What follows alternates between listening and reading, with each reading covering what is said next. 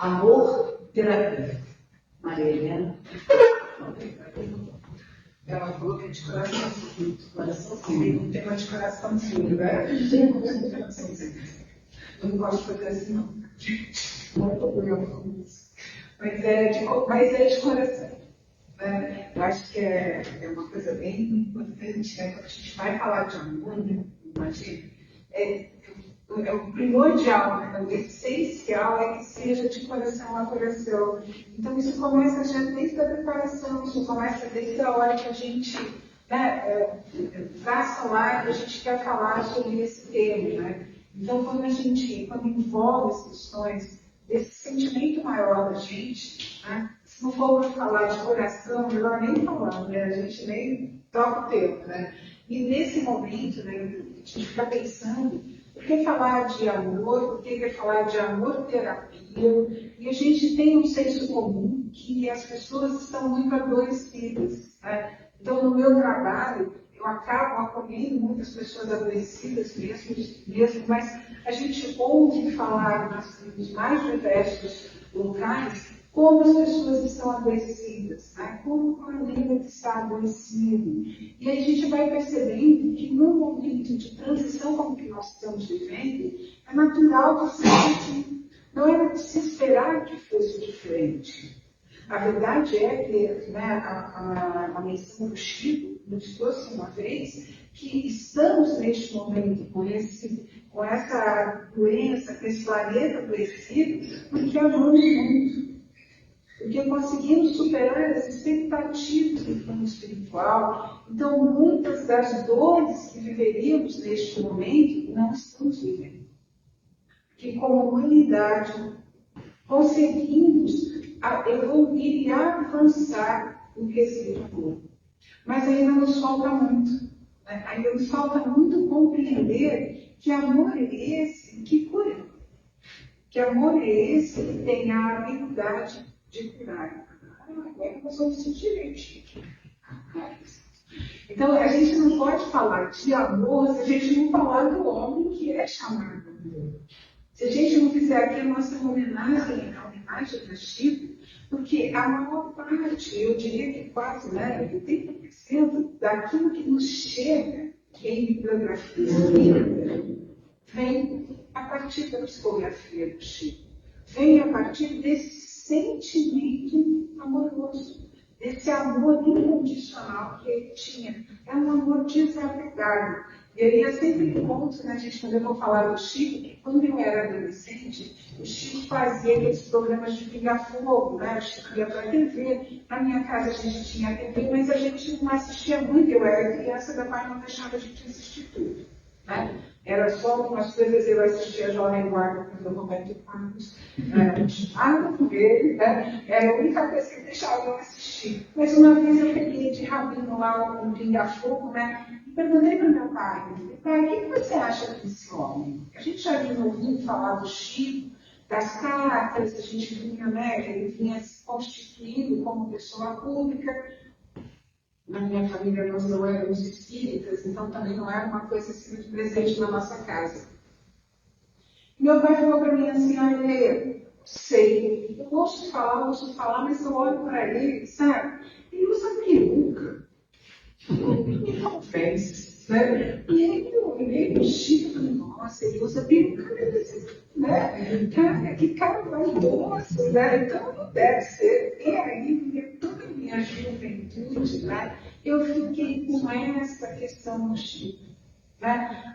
Sei lá, né? Eu sei lá, sim. Né? Só que eu me casei com um homem espírita, logo a tia dele me passou uma bibliografia enorme, eu li, e a hora que eu decidi que eu ia ser espírita, eu li tudo o que existia para eu conhecer, eu li toda a obra do Chico, praticamente. A Brana eu li de cabo a rabo, comecei, fui lendo, parei. Então, o que acontece? Né? Quando o Chico morreu, todo mundo ficou aquela comoção, aquela tristeza. E eu parei à noite e me perguntei o que eu estava sentindo.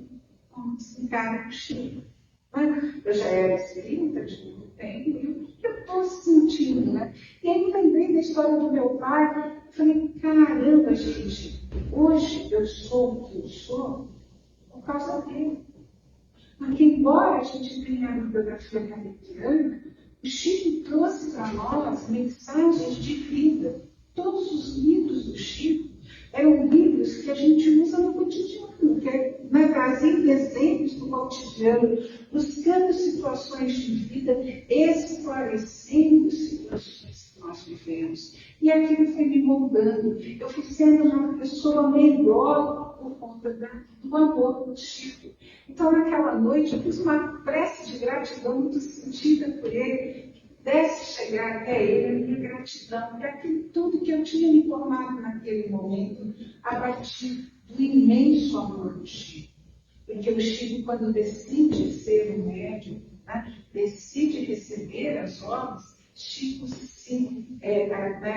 trabalha, se entrega para esse imenso amor, e sua vida toda foi para isso. Então fica assim a nossa mensagem em falar de amor, a homenagem ao Chico, para que a gente nunca esqueça do amor que ele tinha pela humanidade. Chico vai dizer para nós, num texto muito bonito dele, que o que a gente não pode mesmo nunca, de jeito nenhum, é amar mais ou menos, sonhar mais ou menos, ser amigo mais ou menos, namorar mais ou menos, ter fé mais ou menos e acreditar mais ou menos. Senão a gente corre o risco de se tornar uma pessoa mais ou menos. E, gente, estamos num momento em que não podemos ser mais ou menos. Vamos ver agora no próximo slide, a gente está num momento de separação do joio do trigo. E não é momento de ser meio joio, meio trigo, né? De amar mais ou menos, de achar que acha que é assim. Não. Agora são momentos de definição. Ou eu sou cristã e amo, ou não sou. E assumo as consequências dessa minha escolha. Somos, neste momento, chamados a mostrar, a manifestar o amor que habita em nós. Nas mais diversas e inúmeras situações que estamos vivendo. Porque, né, o convite para a manifestação nunca vem em situações fáceis, não é verdade? Sempre vem nas situações mais difíceis, onde a gente tem que parar e lembrar qual a nossa fé. No que nós queremos e o que queremos para a nossa vida espiritual. E aí, nessa hora, é que a gente pensa e que a gente fala um pouquinho sobre o amor. Quando a gente pensa, né, vai falar sobre o amor, é necessário que a gente faça aqui um pequeno feedback aqui para a gente entender a evolução do conceito do amor na humanidade. Para que a gente possa entender o estágio que a gente está. Quando a gente vê a classificação dos mundos, né, a classificação das muitas moradas do meu pai, está lá no livro dos Espíritos, Kardec e os Espíritos vão nos dizer que os mundos se separam, né, são classificados em 5 grandes grupos: primitivos, provas, expiações, regeneração, felizes e celestes. Nós estamos aqui a caminho da regeneração, certo? A gente tem ouvido muito falar disso. Né? As pessoas já estão assim, não, é o que vai chegar e vai levar todo mundo, não, o mundo vai acabar para depois começar. Muitas informações desencontradas, e nesse sentido a doutrina dos Espíritos é esclarecedora. Quem tiver um pouco de dúvidas nisso, gente, vai no livro dos Espíritos, vai no livro que os Espíritos nos falam sobre esse momento de transição. Pega o livro do Divaldo, vai ler ali o que os Espíritos nos falam, que Manuel Filomeno nos fala sobre o momento de transição. Não fica vendo na internet, não, porque tem muita gente doida, muitos falsos profetas. Então, o amor, gente, nos mundos primitivos, é um amor bastante instintual. Na verdade, antes de a gente pensar no homem das cavernas, do nosso planeta, o que se podia dizer que o amor era só uma necessidade de procriação? As pessoas nem se conheciam, não se sabiam. Demora um tempo até que a gente se caracteriza como ser e a gente começa a ter afinidade com os nossos vizinhos. Os historiadores vão dizer que o homem só é considerado homem quando se descobre um esqueleto com uma fratura. E aí que foi, né, que se tentou consertar aquela fratura. Então se entende que a partir daquele momento o homem consegue cuidar dos seus amados. E aí ele se torna homem. Quando pela primeira vez uma frágil noção de amor se constitui no ser. A partir daí, o amor ele foi evoluindo e se transformando, saindo do instinto, se transformando numa paixão, um amor passional, um amor de posse, né? Um amor iludido pela paixão. Depois ele se constitui num amor que emana, que manifesta o sentimento mais elevado. Neste momento, gente, a gente está vivendo uma outra oportunidade de entender o amor como terapia. Faz sentido? Né? Só nesse momento nós podemos entender, por conta da nossa evolução, que o amor pode curar. Quando nós pensamos, que a gente está aqui no mundo de provas e expiações, as pessoas falam assim, gente, esse mundo está muito doido, esse mundo está de mal pior, esse mundo isso, esse mundo aquilo, porque as pessoas existem. O povo adora reclamar, né, gente? Nossa Senhora, né? A gente tem que entender que muitos dos nossos irmãos estão fazendo a sua primeira encarnação no mundo de provas e expiações, tá certo, gente? A gente recebe nesse planeta espíritos que vêm numa primeira encarnação de provas e expiações. São espíritos mais endurecidos, espíritos que se baseiam na questão do instinto e apenas isso. Espíritos que estão começando a sua vivência espiritual. No entanto, ao mesmo tempo, ok, gente? Vivendo juntos, parede a parede, porta a porta. Nós temos irmãos que estão fazendo a sua última vivência no mundo de provas e expiações. Irmãos ali que nem o Chico, tá? Que muito provavelmente já estão lá, vivendo muito de regeneração. Já se habilitaram a viver em planetas mais evoluídos que o nosso. No entanto, gente, no dia a dia da gente, a gente convive com essa gama enorme de pessoas, muito diferenciadas. E por isso mesmo, gente, o conceito de amor é muito diferenciado. Amor para mim tem um significado e para o meu vizinho tem outro completamente diferente. E para o outro vizinho, outro. E como conviver neste processo? Amando. É só isso que a gente tem que fazer. E a gente vai amar aquele que chegou no definitivo da mesma forma que a gente vai amar daquele que está indo para a regeneração. Nos qualificando, gente, a viver no mundo de regeneração. Porque no mundo de regeneração, gente, existe um equilíbrio entre instintos e sentimentos. Eu tenho um lado, um razoável eu senso de amor. O amor no mundo de regeneração, ele é numa qualidade imensamente diferente. Como a gente vai ver no Evangelho segundo o Espiritismo, Lázaro vai falar no capítulo 11, gente, eu amo essa passagem, tá? Sempre que eu posso, a gente está colocando. O amor resume toda a doutrina de Jesus, porque é um sentimento por excelência. E os sentimentos são os instintos elevados à altura do progresso realizado. Gente, amor é sentimento, é instinto elevado na relação do progresso. Então, cada um de nós, lembra que eu falei, aquele que saiu do primitivo, aquele que vai para a regeneração, cada um tem uma maneira de olhar. Deixa eu só colocar aqui, não é bem uma maneira de olhar, só consegue sentir o amor a partir da sua evolução. Então, não adianta eu olhar para o meu vizinho que tem dificuldades em amar e falar para ele, você tem que amar. Ele não tem evolução com isso. A forma como ele ama é outra. é diferente. Assim como a minha também é diferente. No seu ponto de partida, o homem só tem instintos mais avançados, como o filho só tem sensações, mais indivíduo purificado tem sentimentos. Então, o olhar para nós é esse. A ideia nossa de evolução é essa. No nosso começo, né, e aí vamos passar para cada um de nós, entendendo que a partir da nossa evolução também se deu a evolução do planeta. Conforme o homem foi evoluindo, o planeta também foi. Então, no começo, é instintos. Tem gente que vive com instinto hoje? Tem gente que vai para comigo? Isso é instinto, não é? Tem gente que fala assim, não, entre eu e o outro eu. Isso é instinto. Lembra, nós estamos lá nessa?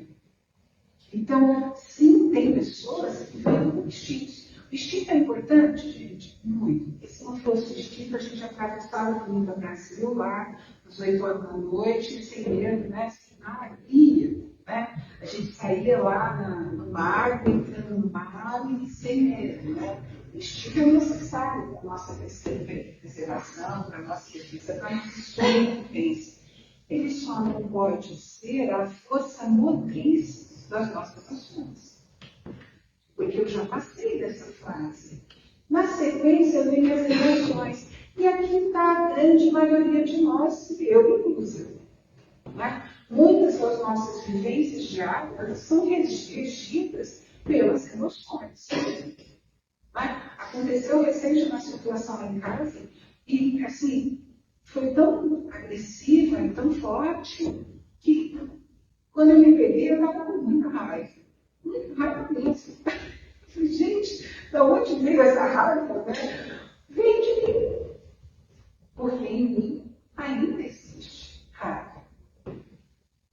Por mais que a gente aprenda a amar, por mais que a gente estude a doutrina, por mais que a gente queira progredir, estamos aqui ainda. E sim, ainda habita a raiva. Mas a diferença, né, gente, que a gente tenta fazer, eu vou colocar aqui dentro, que foi bem difícil de eu conseguir, né, é olhar para a raiva e falar, puxa, verdade. Você ainda mora em mim, te dou abrigo, te dou acolhimento, te entendo, mas vamos em frente. Porque a gente tem outras possibilidades. Vamos em frente, porque eu posso fazer diferente. E o ir em frente, gente, significa permitir os sentimentos maiores, permitir os sentimentos mais elevados. Né? Nesse momento de muita raiva, né, eu só conseguia pensar assim, Maria, não lembra da doutrina? Pelo amor de Deus, lembra do Evangelho, olha lá você fez o Evangelho tantas vezes, né? E aí, né, devagarinho, aquilo foi incorporando, e eu fui lembrando dessas ações, eu fui lembrando da minha fé, eu fui lembrando de Jesus. E aí aquilo foi esse diálogo mais conosco. A raiva que eu entendi que eu estava sentindo, ela foi acolhida e foi ressignificada. Naquele momento, eu ainda não consegui fazer uma oração pela pessoa da raiva, mas consegui fazer uma oração por mim mesmo para que eu não sentisse raiva. Né? Eu já fui bom começo, quem sabe, né? Devagarinho a gente vai chegando, a gente vai ser evoluindo. E esse sentimento, amor, Lázaro vai nos falar que ele tem uma carinha para nós, principalmente moradores de provas e expiações, de um amor ainda egoísta. Eu tenho muito para mim que eu tento não falar minha neta, ou meu neto, eu tenho que falar neto, mas quando eu vejo, eu já falei, meu neto, minha neta, minha filha, minha casa, né? Então ainda é para nós um amor um pouco envolvido com a questão, né? De posse, com uma questão ainda embutida de que é um amor do qual eu tenho controle, que é um amor do qual mora na minha casa, embaixo da minha asa, né? E a ideia, né, gente, é que a gente consiga evoluir para o amor, para um amor incondicional, aonde todos os netos sejam meus netos. E eu ame a todos de maneira igual. Todos os filhos sejam e recebam o mesmo amor que eu dou às minhas filhas. Esse é o caminho da evolução do ser. Esse é o caminho que é proposto por nós. E este é o amor que cura. Então não vou poder curar ninguém, né, gente? Porque eu não amo, né? Então, não, a proposta é que eu comece e a partir do começo eu possa crescer. Mas todo mundo começa de um começo primordial, né? De um começo primeiro. Espírito Joana de Anjos, na psicografia do Divaldo Pereira Franco, no livro de Sete Seja Feliz, no caminho, no capítulo Amor Terapia, né? Então fica aqui um convite para vocês lerem, porque nas palavras de Joana é muito mais bonito, tá, gente? A gente se esforça, mas não dá, né? Joana traz as coisas de uma forma que não tem como, né? Um sincronismo de ideia muito perfeito. Fica um convite para vocês lerem. Hoje já está bom, né, gente? Porque a gente tem arquivos de texto de PDF liberados em vários sites espíritas, então dá para vocês procurarem ler. Ela vai dizer para nós que o amor terapia é a solução que está ao nosso alcance. E aí, gente, esse amor que a gente está podendo viver agora, não é apenas aquele amor incondicional. Aquele é o nosso objeto de consumo. Né? Não, o amor que eu posso agora. Porque todo mundo já de alguma forma mais ama. Então, esse amor que eu posso agora é a solução que está ao nosso alcance. O amor terapia não é para nos proporcionar a recuperação da saúde se nos encontrarmos enfermos, ele nos fortalecerá para que evitemos adoecer. Olha, gente, que fantástico! E aqui nós vamos falar das doenças do corpo, da mente e da alma. Ela não fez uma referência de, é a doença do espírito, é a doença do corpo, não. Ela diz para nós que vamos encontrar a recuperação da saúde. Toda ela. Vou nem perguntar se tem alguém doente, tá? Não é essa pergunta. Né? Até porque eu não ia querer responder hoje, mas, enfim, né? Todos nós estamos adoecidos porque o momento não está propício, não é isso, gente? O momento está chamando a gente a muitas manifestações, a muitos posicionamentos. Então, sim, nós estamos enfraquecidos e precisamos da força do amor para não crescer. Então, Joana é muito categórica nisso e ela continua dizendo: você não só tem discurso. É normal, tá? É só que a gente fazer assim, para assustar.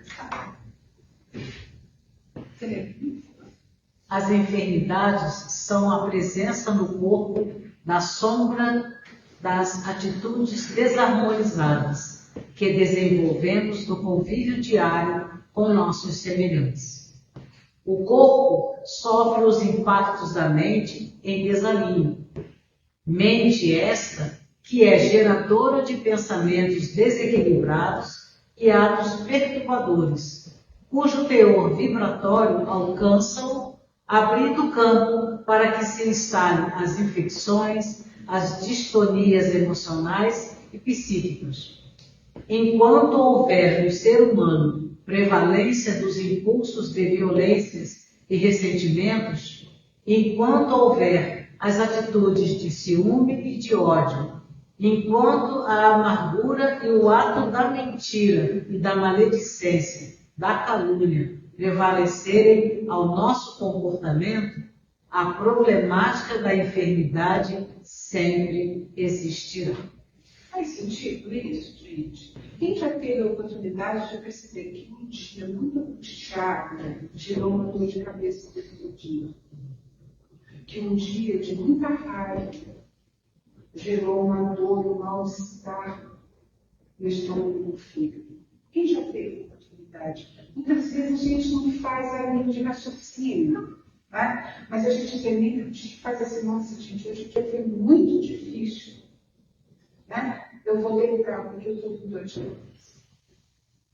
Mas a dor de cabeça, ela vem porque o dia foi angustiante, porque a mente esteve em desalinho. Os pensamentos foram desequilibrantes naquele dia. E isso afeta o nosso corpo. E eu acho super bacana que a gente, como a ciência e a espiritismo, os espíritos, eles a gente fala que se embasam. Porque hoje, pesquisa científica de ponta é comprovar que os pensamentos e a mente afetam o nosso corpo. Só que esses nossos livros, né, gente, são de 1900 e bolinha, né, século passado. A maior parte da primeira metade do século passado. Então, os espíritos trazendo para nós uma compreensão das inovações que vão acontecer a partir de agora, nesse quesito. Então, Joana vai falar para a gente que doença tem a ver com a mente. E por que ela fala isso? Hoje, a gente já tem comprovação que os nossos pensamentos afetam o nosso coração. Vocês já sentiram isso? Né? Eu não vou fazer um teste com vocês, depois, quando vocês estiverem um dia muito calmo, tranquilo, façam vocês. Tá? Porque senão a gente vai ficar muito acelerado pela noite, eu não quero, mas faça. Né? Respira, fica lá calminho, tranquilo. Pega um dia que você está calmo, você está tranquilo, lá na natureza, olhando para o sol, né? E resolve pensar em algo especiante. É um exercício. Bom, gente, não vou fazer isso sempre. É um exercício. E começa a perceber a sua respiração e o seu coração. Gente, contar no relógio com 3 minutos, a respiração já mudou e o coração já acelera. Porque a mente manda o coração. E o coração acelerado, o que ele faz? Ele altera a respiração. Né? A respiração alterada, ela mexe com tudo o sistema circulatório do nosso corpo.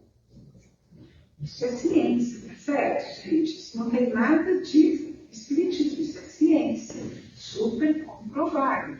O coração acelerado, ele acelera o sistema sanguíneo, acelera o sistema respiratório. Naturalmente, gente, meu intestino quer funcionar, eu vou no banheiro, eu fico com vontade de fazer xixi, eu perco o ar, porque a respiração não está dando conta. Todo mundo já sentiu isso, gente, no momento de estresse?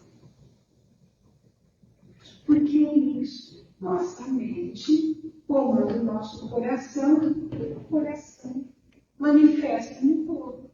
Então, hoje, a gente entende, e a ciência entende, e o espiritismo nos fala há muito tempo, e, na verdade, gente, Kardec, no livro dos Espíritos, tem essa questão. Tem uma passagem no Evangelho do Espiritismo, que é a Rani, que fala, o pai da Prefantia, que vai falar para nós que a raiva é o maior veneno que a gente ingere. 1865. Pensa, gente. E agora a gente está comprovando.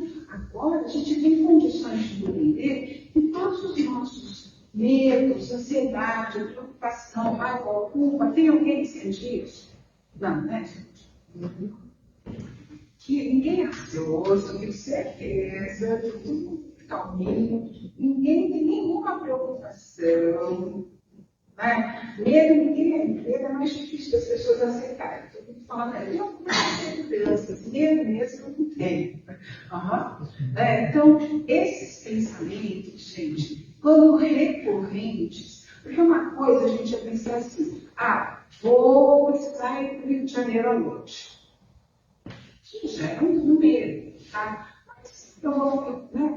Mas eu vou lá em Jesus, vou chegar no Rio, vai dar tudo certo, eu não penso mais nisso, só uma coisa. No entanto, eu vou para o Rio de Janeiro mês que vem. E esse mês inteiro, eu só penso que eu vou chegar lá. Esse medo, esse pensamento em desalinho, mexe no meu corpo. Ok, gente? Estresse o coração, afeta o sistema imunológico. Muito provavelmente, gente, nesse mês a gente adoece e se bobear a gente não vai nem do Rio de Janeiro, porque o corpo protege a gente do evento que é perigoso. Né? Então deixa ela acontecer para não ter que ir para o Rio de Janeiro. Quantas vezes isso aconteceu com a gente nem lembra. Tem lá um evento que está me causando certo desaforo, certo desgosto, está confortável, eu caio a perna, eu machuco a mão, eu fico com dor de cabeça, eu fico com dor de estômago, eu começo a vomitar, né? E acabo não indo naquele lugar. Quando o evento é muito bom também, tá, gente? Porque a ansiedade daquele momento bom constrói isso também. E aí esses pensamentos, tá, gente, vão afetar nossos órgãos. O medo afeta os rins, a ansiedade afeta o coração, a preocupação o estômago, a raiva, o fígado, o pulmão, a culpa, o pulmão. E aí eu deixo vocês na liberdade do problema que vocês estão vivendo agora, tá? Aonde está doendo é aquele pensamento ali que está acontecendo, tá? Há quanto tempo esse pensamento está acontecendo? A gravidade da sua patologia me diz. Se é só uma dorzinha de estômago, a preocupação que você teve. Se é uma úlcera de estômago, já é um pouquinho diferente. É uma preocupação que persiste. Se está sangrando, é uma preocupação que há muito tempo está comigo e que eu não olho para ela, que eu finjo que ela não existe. Então, meu corpo precisa manifestar ela para que eu possa entender isso. Isso, gente, a ciência está continuando hoje. Isso, a medicina tradicional chinesa enxerga há 5.000 anos. Isso, os espíritos nos falam há mais de 150 anos. Que tal se a gente olhar para isso? Né? Que tal se a gente olhar para a gente e ver, puxa, hoje eu estou ali com uma dorzinha de cabeça. O que a cabeça tem a ver com isso aqui? Né? Vamos pensar, vamos fazer essa linha de raciocínio, porque até mesmo as pessoas mais positivas possuem pensamentos negativos em algum momento da vida. A questão é entender o que eu faço com isso. Eu só falei que eu tive muita raiva e precisei me aprender raiva. Porque o que eu escolho fazer com isso? Se eu escolho dar vazão para a minha raiva descontrolada, eu vou lá e soco a pessoa. Se eu escolho esconder aquela raiva e guardar ela no meu fígado, em algum momento eu vou fazer gordura no fígado. Ou se eu olho para ela frente a frente e falo, puxa vida, por que é que eu ainda sinto raiva? E, ok, estou com raiva, tá bom. Mas eu também tenho um dom no meu coração. Mudei o foco da conversa. É isso. Quando eu entrei na doutrina aqui, quando eu cheguei em Resende, eu passei um momento depressivo muito forte. Eu falei, mais um ano. Uma depressão muito difícil. Eu vim para o fórum, fiquei aqui, me tratei aqui, acabei indo para a cruzada. Mas quando eu estava na cruzada, eu ainda estava com problema. E a dirigente do departamento de social do DAS, né? Do Serviço Social do DAS, né? Ela dizia assim para mim, olha, o que eu dormia era quarta-feira de dia, eu pegava no sono à tarde, dormia e não ia no trabalho, né? Aí um dia ela chegou junto e falou, olha, tudo bem, mas você tem que você está dormindo e não está dormindo, né? Ah, porque está difícil, porque os pensamentos vêm, porque a minha cabeça, e blá. Eu falei assim, então vamos começar o seguinte, você começa a trocar, gente, fica difícil, tá? Quando vem um pensamento ruim, você troca. Bota a figura de Maria. Você tem uma imagem bem bonita de Maria? Eu falei, tem. Então, bota a figura de Maria. Vem o pensamento, põe a figura de Maria. Vem o outro, põe a figura de Maria. Gente, não durou um mês. Um mês. Nesse vídeo eu já ia toda quarta-feira, eu apresentava para o trabalho, já estava melhor. E aí, gente, não precisa ser de Maria, pode ser de Jesus, pode ser do campo bacana, do mar, que seja bom para você. Mas substitui. Não dá trela para a escuridão, porque ela absorve o nosso mundo. Ela tira a nossa energia. Então, o alimentar, gente, é o se amar. Dê vazão para o seu amor. Sério. Permita-se se amar.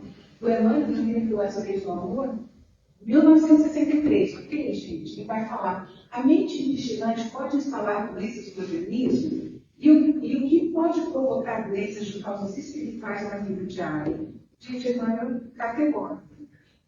A mente é mais poderosa para instalar doenças do organismo do que todas as bactérias e vírus conhecidos.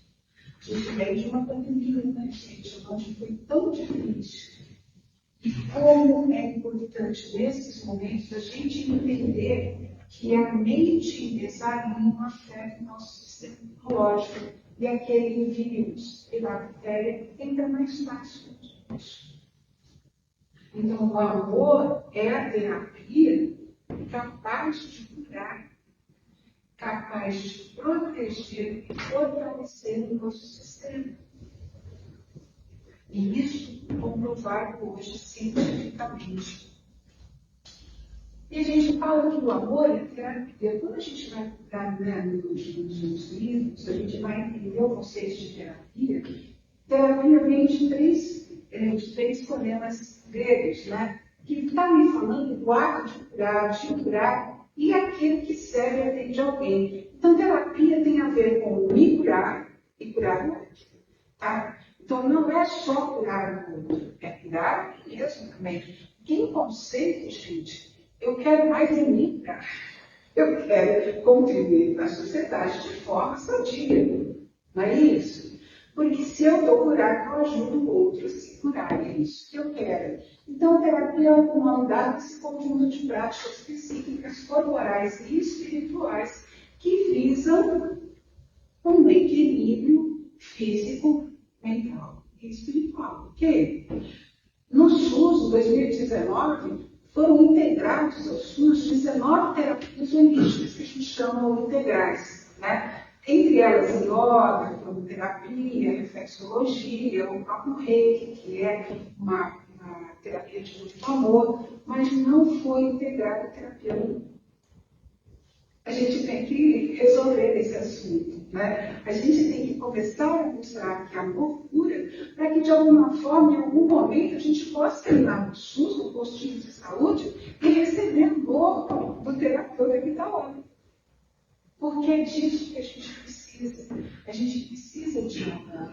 É a maneira da gente se curar. Joana vai dizer, então, que a cura tem início quando o paciente se ama e passa a amar seu próximo. O processo de recuperação tem o seu curso quando nós, de uma forma mais consciente, nos libertamos das paixões primitivas, elevando nossa mente e nosso coração aos novos anseios e às lutas de auto-aprimoramento. Todos nós já tivemos a oportunidade de estar com pessoas que adoeceram, nós mesmos ficamos doentes. E a mudança desse padrão cognitivo acontece quando a gente resolve se curar, não é verdade? Quando a gente fala assim, não, desse jeito que está, não dá mais. Eu vou no médico, eu tomo meu remédio direitinho. A gente sabe que a gente está se curando quando a gente para de tomar o remédio, não é verdade? Por isso é o problema antibiótico, né? O cara fala lá, 7 dias, se a gente tomar 3 ficou bom, não precisa tomar mais, né? Aí dá 2 semanas, adoece de novo. Por quê? Porque o remédio tem lá a sua função. Com a mente é a mesma coisa, gente. Aí a gente troca a figurinha lá com Jesus ou com Maria, 3 dias ficou bom, para de trocar. Volta o que, gente? A mente em desalinho.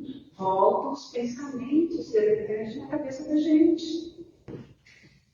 E aí a gente adoece de novo. A gente fala, não dá certo essa terapia de amor. Não, dá certo. Mas eu preciso primeiro me amar, me respeitar, me cuidar. Estamos nos mudando, gente. Ou a gente está no vida acelerado, na dinâmica do dia a dia, não sobra tempo nem para olhar para si mesmo. Ou eu estou tanto de boa na internet, eu estou tanto na televisão, eu estou tanto na TV e na internet, né? Porque eu tenho a minha filha caçula, né? Quando eu chego no quarto, às vezes está a TV ligada, o tablet e o celular. Não tem olho para tudo isso, né? Mas parece que tem que estar em todos os lugares ao mesmo tempo, né? Da conta. Então, quer dizer, muitas vezes nós estamos tão amortecidos que a gente não olha para a gente olha para fora. Isso a gente está cuidando bem. É notícia de manhã, de tarde, de noite, é vídeo, é internet, é conversa, e olhar para dentro. E se perceber que hora do dia eu dedico a mim mesmo. Perguntinha para casa. Vocês acharam que era só ouvir palestra, né? Não, tem lição de casa. Chega em casa e pergunta: que hora do dia que eu olho para mim mesmo? Quando eu almoço entendendo que aquela comida está me nutrindo de amor daquela pessoa que colheu o alimento com muito amor, eu almoço assistindo vídeo, assistindo TV, como é que é o meu processo de nutrição? Isso aqui para mim é muito importante, porque é o começo da nossa cura. Mas não é nenhuma novidade, na verdade. Quando eu falo de amoterapia, eu estou trazendo vídeos de 1860, estou trazendo vídeos de 1900, né? Estamos falando de medicina de ponta, porque hoje qualquer médico que você vai, a primeira pergunta que o médico faz é se você anda estressado. Né? Estresse é uma sobrecarga da mente. Então, hoje, a nossa medicina física entende que a mente afeta. Né? Nós não estamos falando de nenhum lugar. Jesus falava para nós: amar a Deus acima de todas as coisas e ao próximo como a si mesmo. Então, começo amando a mim mesmo, para depois conseguir amar a minha próxima. Isso é contribuição para ele. Então, o primeiro terapeuta sou de mim mesmo, depois vou pensar no outro. E tudo bem sem egoísmo nisso, porque eu não posso ajudar o outro se eu não estou bem. Mas Deus e o amor são o nosso poder, são o nosso caminho, o nosso fio, o fio que liga tudo. Certo, gente? Depois ali em João vai dar: meus discípulos serão conhecidos por mim se amarem. Única missão, tá bom, gente? Eu não vou falar primeiro. Eu vou falar única missão que todo cristão tem, é amar. E se eu não estou conseguindo amar por algum motivo, eu estou afastado de minha missão. E preciso retornar a ela de alguma forma. Mas principalmente começando por olhar para mim, me amar e entender como eu posso melhorar. E aí, Joana vai falar para nós uma coisa muito interessante, gente. Ela fala para nós que a ação do amor, né? Porque tá, gente, eu amo bastante, tenho muito amor no meu coração para dar, está tudo bem, tudo direitinho, e aonde que eu fico o dia todo, sentado no sofá, no meu quarto, comigo mesmo. Pessoal, estou me vendo. Muito bom amar bem, tá bom, gente? Muito bom amar, mas é preciso que esse amor traga uma ação.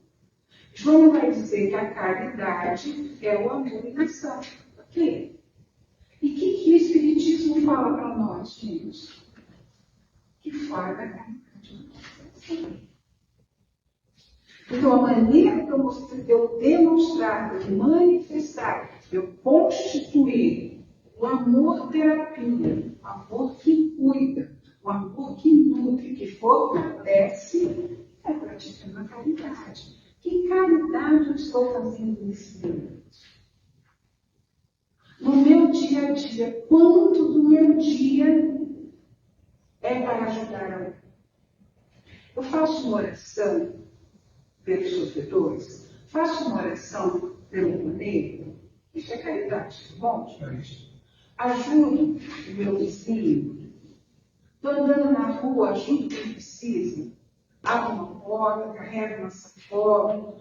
A prática da caridade, né, gente, ela envolve muitas facetas que permitem que a gente aja, que a gente manifeste o nosso amor o tempo todo. E aí eu preciso estar cada vez mais ciente disso, cada vez mais consciente disso, para que isso possa ser realmente uma terapia para mim.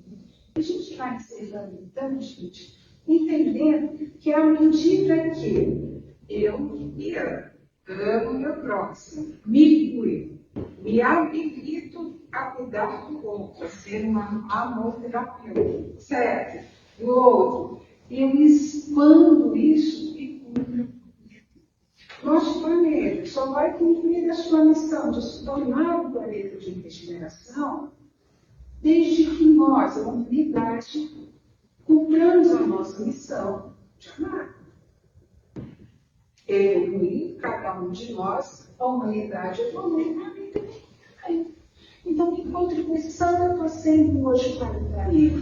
Meus pensamentos emanam vibrações equilibradas, vibrações elevadas, vibrações amorosas, ou os meus pensamentos emanam julgamento, emanam negativismo, emanam raiva, ciúmes, inveja, revolta. Eu sou capaz de amar incondicionalmente o meu companheiro, independente do partido político que ele entenda, independente do time de futebol que ele goste, né? Independente da escolha sexual que ele faça. Eu sou capaz de amar sem julgar. Isso é muito importante, gente. Porque o amor que julga, ele não pode ser terapia. Quando eu acolho alguém, eu não posso acolher julgando. Isso vale para mim também. Porque o amor, gente, terapia, essa prática terapêutica, ela é isenta de julgamentos. É nela que eu acolho todas as fases da minha vida. A criança berrenta que eu fui, o jovem rebelde que eu fui, o adulto reclamando que eu fui, que eu acho que eu sou bem idosa, né, gente, que eu já fiz 65. E a idosa que eu sou hoje. O amor me acolhe em todas essas fases. Eu tenho que olhar para aquele jovem lá de 20 anos e falar para ele assim, nossa, você fez uma escolha errada, mas era a escolha que você podia fazer. Obrigada por ter feito essa escolha. Porque se eu olhar para trás e dizer, puxa vida, que coisa você tinha com aquela escolha, não acolhi, porque eu julguei, né? Então, neste momento, como contribuição para o meu amado planeta, gente, vamos estar mais atentos no teor vibracional dos nossos pensamentos. Como é que eu estou me acolhendo? Porque isso vai dizer como eu acolho o outro. E com isso a gente encerra, gente, com uma poesia, um texto, uma passagem do Médico das Almas, né? A gente, doutor Bezerra, para mim, uma das figuras terrenas que mais amou na vida, 100% amor terapeuta, sem a menor dúvida, leia o livrinho, alguns casos de Bezerra de Menezes, para vocês entenderem o que é amor possível no nosso planeta, né? E ele vai dizer para nós, então, que o amor continua sendo a receita que temos a oferecer àqueles que buscam socorro espiritual para questões de saúde. Por isso afirmamos, a gente. Por isso afirmamos, ele não está aqui achando, né? O amor é calmo e dissolve tensões. Tem alguém entende com dor no pescoço? Nem perguntar que está com dor nas costas, né? O amor é calmo e dissolve tensões. O amor alegre tonifica o coração. Hipertensão, hipotensão, a gente, colesterol, triglicerídeos, todas essas marcas são de coração, que tem a ver com o amor alegre tonifica o coração. O amor vitaliza e fortalece as células de defesa do organismo. A gente só fica gritando, gente, quando a gente tem um conflito. E no conflito a gente esquece de amar. Na verdade, quando a gente está em guerra, a gente não consegue amar. Eu só grito quando eu estou em conflito comigo mesmo, em guerra comigo mesmo. O amor cura, né? Vitaliza. O amor traz esperança e recupera as células esgotadas. Eu não vou nem perguntar quem está cansado. O negócio está falando que está todo mundo muito cansado. Somente o amor para sentir a vida. Isso aqui é muito importante. Quantas pessoas vocês têm ouvido falar que se suicidam? O aumento de suicídio neste momento que nós estamos vivendo, em que as pessoas, os jovens, as crianças, os adultos, os idosos, não encontram sentido de vida. propósito de vida. E isso está no amado. Isso está no se amar. E faz com que aquele que ama tenha fortes razões para continuar vivendo através da alegria em servir ao próximo. Nosso grande propósito de vida, gente, amar, servir ao próximo. Estar bem, me amar, estar bem para poder servir ao próximo. Então, gente, eu falei no começo, né, que falar de amor é uma coisa muito gostosa, muito bacana, porque é um sentimento que nos leva. Naturalmente, a gente se sente em elevação. E quando estiver difícil, quando estiver doente, quando estiver realmente, sabe, que a gente diz assim, difícil, busca algo que eleve a sua mente. Um livro, uma música, um filme, a figura de Margarida maravilhosa. Nós, os espiritismos, temos aquela figura de Maria psicografada pelo Chico, né? Que é maravilhosa. Então, vamos usar as ferramentas que a gente tem para elevar a nossa mente, conseguir estar num estado de saúde mais prolongado. Eu agradeço muito, carinho, a atenção de todos vocês, muito bem.